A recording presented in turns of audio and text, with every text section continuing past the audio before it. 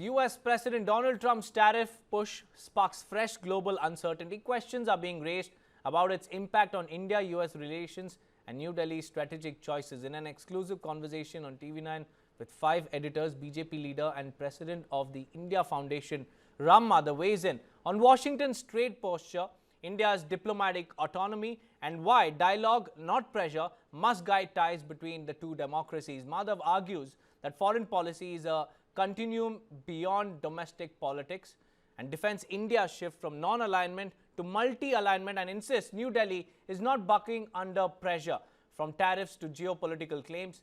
Here's what Ram Madhav had to say.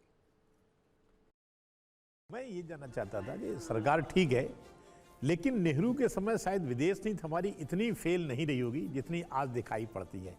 आज बड़े शशोपंज में हम आ गए हैं कि हम रूस के साथ रहें, हम अमेरिका के साथ रहें, और अमेरिका को लेकर के अमेरिका 500% टैरिफ की धमकी दे रहा है और हम कोई सफाई नहीं दे पा रहे हैं। कभी रूस से तेल बंद करते हैं, कभी कुछ करते हैं, कभी चीन से समझौता करते हैं। अगर चीन से कोई समझौता हो भी जाए तो चीन हमसे खरीदे क्या? वो तो हर तरह से हमसे सक्षम है, वो तो ऊपर से हमें बेचेगा। रूस हमसे कुछ खरीद नहीं सकता, उसको तो वो आत्मनिर्भर एक तरह से, वो हमें तेल ही बेचेगा। तो आज एक बड़े अजीब स्थिति में हम खड़े हैं कि हम अमेरिका से समझौता करें या ना करें, और सरकार को स्पष्ट नीति। इसी में एक सवाल जोड़ दूं? जी प्लीज गो अहेड सर। हाँ, मैं यही पूछना आया था। आज इन्होंने एक लेख लिखा है, आपने एक लेख लिखा है, माफ़ी चाहता हूँ मैं जल्दबाजी में पढ़ा उसको। The hang of it is कि आप ये मानते हैं कि भारत और अमेरिका में अगर ट्रेड डील हो जाता है तो उससे कुछ मसले हल होंगे। मैं आपसे एक सवाल पूछना चाहता हूँ, जो अमेरिका में आज के दिन हो रहा है, जिसको मैं जीनोफोबिया बोलता हूँ, वहाँ पर जो वाइट सुपरमेसिस्ट हैं उन्होंने वो फैला रहे हैं, मेगा अलायंस जो ट्रम्प की सबसे मजबूत सपोर्टर है वो इसको फैला रही है। ये कुछ वैसा नहीं है राम माधव जी जो असम में हुआ करता था मारवाड़ियों के विरोध में, या फिर बंगालियों के विरोध में, बंगालियों के विरोध में कल्चरली, मारवाड़ियों के विरोध में कमर्शियली, इकोनॉमिकली। ये जो जीनोफोबिया है, इसके चलते क्या ट्रेड डील सार्थक हो जाएगी? और अगर झगड़ा हुआ बहुत बड़ा H1B वीज़ा पे, और जब एलन मस्क ने कहा कि इसको आने देना चाहिए, जो सार्थक लोग हैं, जो इंटेलिजेंट लोग हैं, जो सक्षम लोग हैं, उनको आने देना चाहिए, they will help the American economy. लेकिन मागा वालों ने उसके खिलाफ भी एक मुहिम छेड़ दी। तो आप क्या समझते हैं कि सिर्फ trade deal is the portion for every problem between us and them?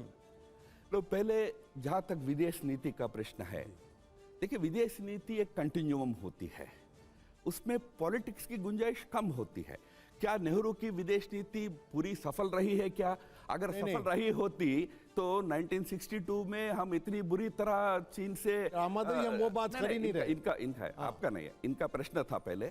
तो 1962 में चीन से जो हमको युद्ध झेलना पड़ा, ये तो नेहरू की एक भ्रामिक विदेश नीति के कारण हुआ था। स्वयं नेहरू बाद में उसको कंसीडर करते हैं पार्लियामेंट में। तो विषय ऐसा है कि विदेश नीति नेहरू से लेकर आज तक एक प्रकार से कंटिन्यूम है, कुछ नीतियां समान चली है।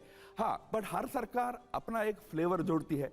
नेहरू की अपनी सफलताएं होंगी। नेहरू ने एक बहुत बड़ा एक प्रयास किया नॉन अलाइंड मूवमेंट खड़ा करने का, सफल नहीं हो पाया, बट एक समय एक बहुत बड़ा उसका ये था। आज उसका विफलता हमको सबसे पहले समझ में आ गया 62 वॉर में। 62 वॉर में कोई नागालैंड कंट्री हमारे साथ खड़ा होने को तैयार नहीं था। राजी ने हमारे साथ समझौता कराने के लिए बाद में श्रीलंका वगैरह तैयार थे। वही आज पिछले 10 साल का आप देखेंगे, एक स्ट्रेटेजिक ऑटोनॉमी के नाम पर जब हम खड़ा हुए हैं, एक थोड़ा हटकर, नॉन अलाइनमेंट से हटकर, अलीनता से हटकर एक स्ट्रेटेजिक ऑटोनॉमी है। हम एक सार्वभौमिक आजादी के साथ हम काम करेंगे, सबसे संबंध रखेंगे। यह जो हमारा नीति रहा है, यह कई देशों के लिए एक प्रकार से मॉडल बना है। मैं बता सकता हूं, यूनाइटेड नेशंस में जब यूक्रेन के विषय में भारत ने तय किया कि हम एक not exactly neutral but strategic autonomy का स्टैंड लेंगे, हमारे पीछे 40 देश खड़ा हुए, नहीं तो दुनिया को 2 गुट में ही बंटना था। एक या तो रशिया का समर्थन करो या यूक्रेन का समर्थन करो, दो ही गुट बंटना था। पर एक तीसरा गुट खड़ा हुआ, उस गुट में 40 देश थे, वो कोई छोटे मोटे देश नहीं थे। उसमें इंडोनेशिया था, उसमें सऊदी अरेबिया था, उसमें यूएई थी, उसमें मलेशिया था। बड़े देश भी साथ आए और भारत ने जब एक स्टैंड लिया उसके साथ खड़ा हुए। मैं मानता हूं ये भारत की विफलता नहीं है, भारत की सफलता है। हाँ, रही बात आप जो कह रहे हैं, आपने जो बात बोली यूएन में, उसको आप कंटिन्यू करिएगा। लेकिन जब ऑपरेशन सिंदूर हुआ तो ये कहा जा रहा है कांग्रेस की तरफ से जो हमारे ट्रस्टेड एलाइज थे वो भी हमारे साथ नहीं खड़े हुए। नहीं, बिल्कुल मैं उसी पर आ रहा था। तो बाद में कुछ ऐसा घटनाक्रम जरूर हुआ जिसमें शायद हो सकता है प्रचार में हमसे कोई दूसरा और थोड़ा आगे बढ़ गया हो, या प्रेसिडेंट ट्रंप की इच्छा है कि भारत उनको कहे कि तुमको नोबेल मिलना चाहिए, हमने शायद उनको वो सपोर्ट करने के लिए हम तैयार नहीं हुए हो। प्रेसिडेंट ट्रंप की अपनी एक पर्सनालिटी है, वो थोड़ा अपना व्यक्ति केंद्रित पर्सनालिटी है, उसमें उनको लगता रहा है कि हमको भारत सपोर्ट करे, हमको नोबेल के लिए हमारा नाम रिकमेंड करे। हमने नहीं किया, पाकिस्तान ने किया, तो पाकिस्तान को थोड़ा और बढ़ावा देने का प्रयास वो किया हो।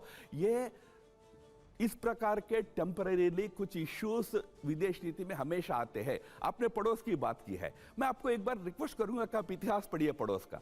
पड़ोस में उथल पुथल होना हमेशा होता रहा है, आज पहली बार नहीं हो रहा है। इस प्रकार के अप्स एंड डाउन्स हमारे पड़ोस में होते हैं, बट पड़ोस हमारे लिए एक बहुत बड़ी ताकत है। आज भी हमारा एक कल्चरल सिविलाइजेशनल बॉन्ड के कारण हमारा बहुत बड़ा संबंध उन देशों के साथ है। आज भी ये सारा होने के बाद भी बांग्लादेश को वीट हम दे रहे हैं, बांग्लादेश को तेल हम दे रहे हैं। डू यू नो, इतना समस्या होने पर भी बांग्लादेश को तेल के लिए, वीट के लिए भारत की तरफ देखना पड़ता है, और भारत आनंद से देता है। हम कोई उनको ये नहीं कह रहे कि आप हमारे खिलाफ खड़े हो, हम नहीं देंगे। नहीं, समाज दोनों हमारा एक अच्छा संबंध वाले समाज है। यह आज वर्तमान की स्थिति है। थोड़ा बहुत पॉलिटिकल उथल पुथल है, मैं आपका मानता हूं, वो ठीक होगा, क्योंकि एक बार बांग्लादेश में चुनाव हो जाए, चुनाव के बाद जो भी सरकार आएगा संबंध अच्छा रहेंगे। श्रीलंका में चुनाव हुआ, एक ऐसे सरकार आई जेवीपी की, जेवीपी भारत की विरोधी रही पहले, पर ऐसे जेवीपी के साथ आज अच्छा संबंध है। सरकार बनने के बाद सारे चीजें ठीक होंगी। पड़ोस हमारा हमेशा भारत का बड़ा ताकत रहा है। मैं आपके इस पर आ रहा हूं, आपके इस पर आ रहा हूं। पहले मैं ये कहना चाहता हूँ, इन्होंने बात की है, डोनाल्ड ट्रंप को मैं अंतर्राष्ट्रीय पोंटी चड्डा कहता हूँ। नहीं, इसलिए मैं आपके विषय पे आ रहा हूं। अंतर्राष्ट्रीय पोंटी चड्डा है, जहां जहां जमीन देखेगा, जहां जमीन के नीचे खजाना देखेगा, वहां वहां चला जाएगा। ये कांस्टेंट नहीं है उनकी फॉरेन पॉलिसी में, ये कांस्टेंट नहीं है उनकी फॉरेन पॉलिसी में। मिड टर्म इलेक्शन हो जाएंगे, उसका रसूख खत्म हो जाएगा। अपने देश में रसूख गिरा हुआ है, हम क्यों, Why are we tied to his apron strings? No, मैं वही तो कह रहा हूं। हम कहा उनके apron strings से टाई हुए हैं। आज भी जैसा मैंने कहा, उनके व्यक्तिगत महत्वाकांक्षा में हम हमारा राष्ट्र हित के खिलाफ जाने को तैयार ही नहीं है ना, इसीलिए तो ट्रेड डील अटका हुआ है ना। लेकिन सर, ट्रेड डील, इसलिए आपने ट्रेड डील की बात मनाने में लगा हुआ है, भारत मुझे मनाने में लगा हुआ है। बिल्कुल नहीं लगा, मैंने ही पीस करवाई है, लगा हुआ तो हम एक बात बोल देते ना, कहते हैं कि उन्होंने ही सीज फायर करवाया। तो वो कह रहे हैं ना, वो क्लेम कर रहे हैं कि भारत चीन का समझौता उसने करवाया, भारत पाकिस्तान के समझौता उसने करवाया। हमने साफ कहा है, प्राइम मिनिस्टर साहब ने साफ टेलीफोन पे उनको कहा है, बाद में हमने सार्वजनिक रूप से पार्लियामेंट में प्रधानमंत्री जी ने कहा कि नहीं, हम दोनों देशों के बीच कोई तीसरे देश का कोई हस्तक्षेप नहीं है, ये स्टैंड हमारा बरकरार है। मैं कह रहा हूं कि यह जो स्टैंड भारत ने लिया है, स्ट्रॉन्ग स्टैंड प्रधानमंत्री मोदी ने लिया है, उसी के चलते आज ट्रेड डील भी अटका हुआ है। पर मैं विनोद जी का प्रश्न का उत्तर दे दूं, क्योंकि विनोद जी ने कहा कि क्या ट्रेड डील होने से वहां एकदम ठीक हो जाएगा, क्या जिनोफोबिया समाप्त हो जाएगा क्या?